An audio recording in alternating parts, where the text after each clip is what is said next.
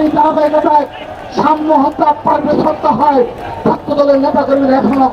খুন হয়। কিন্তু এই সরকারের শীর্ষ পর্যায়ে থেকে কিংবা সদিচ্ছার লক্ষ্য করে আমরা স্পষ্ট ভাষায় বলে দিতে চাই, যদি ছাত্র দল মনে করে এই শাহবাগ চত্বর থেকে এই যমুনায় আমরা পদযাত্রা শুরু করি, এই পদযাত্রা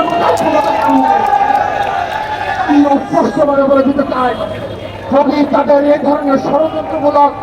এবং সদিচ্ছার অভাব আগামীতে লক্ষ্য করি, তাহলে স্পষ্ট ভাষায় বলে দিতে চাই ছাত্র দলের যাত্রা হবে যমুনায় এবং আমরা আমাদের দাবিটা আদায় করে বাসায় ফিরব। আমরা যতক্ষণ চাইব ততক্ষণ যমুনা অনুরোধ করে রাখবো। সেজন্য আমরা তার এই ভুলত্রুটি থেকে এবং বিশেষ করে বিগত 9 মাসে খুনের শিকার, হত্যার শিকার পরিবার সাক্ষাৎ করে সহানুভূতি এবং রাষ্ট্রের যে করণীয় রয়েছে তাই রয়েছে, যার কারণে এই কুড়িয়াখানা পতনের প্রেক্ষাপট তৈরি হয়েছিল, সেই বিষয়গুলো তিনি স্মরণে রেখে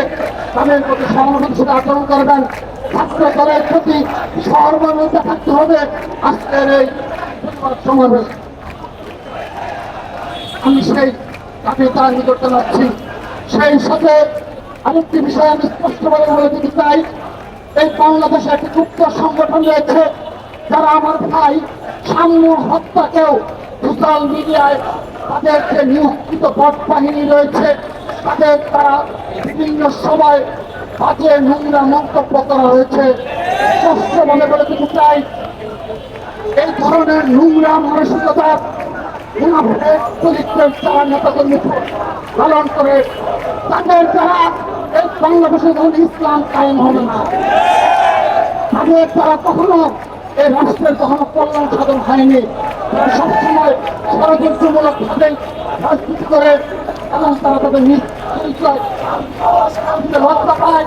নিজ সংগঠনের পরিচয়ে লজ্জিত হয় এবং সে কারণে তারা সোশ্যাল মিডিয়ার মাধ্যমে প্রবন্ধা বিশ্বাসী করে আমরা তাদের এই অনুষ্ঠানের নিন্দা জানাচ্ছি এবং আজকের এই প্রতিবাদ সমাবেশ থেকে আবারও ঢাকা বিশ্ববিদ্যালয়ের কর্তৃপক্ষকে জানাচ্ছি, ঢাকা বিশ্ববিদ্যালয় ছাত্রদলকে দাবি জানিয়েছে, সেই দাবির প্রতি পূর্ণ আস্থা এবং সেই পূর্ণ সমর্থন জানাচ্ছি। অনতিবিলম্বে সেই দাবিগুলো মেনে নেওয়ার আহ্বান জানিয়ে আমরা বলে যাচ্ছি, যদি সাম্য হত্যার বিচার যদি আমরা চিনেই না পাই, যদি প্রকৃত খুনিরা এই প্রশাসন ধরতে না পারে এবং সুস্থ